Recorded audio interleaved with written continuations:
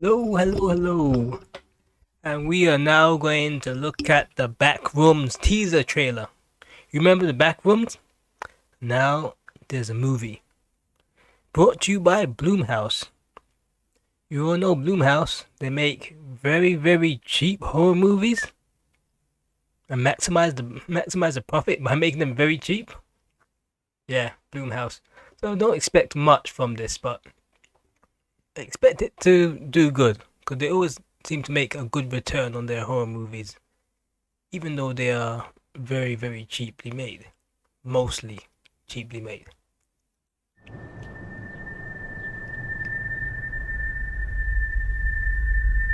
I found something. Okay.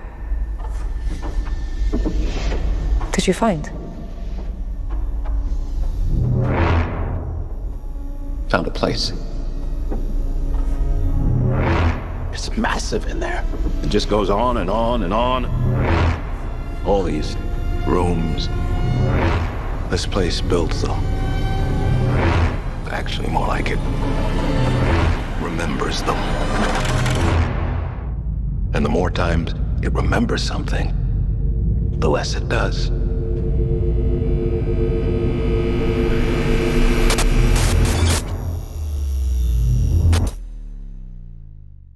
Nice.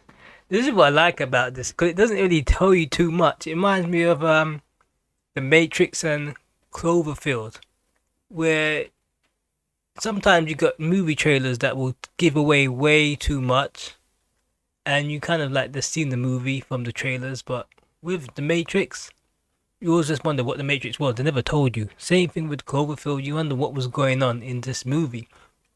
The same thing with Backrooms.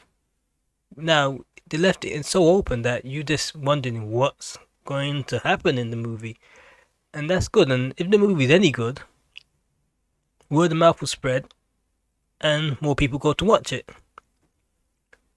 And that's what cinema these days doesn't have, that type of mystery.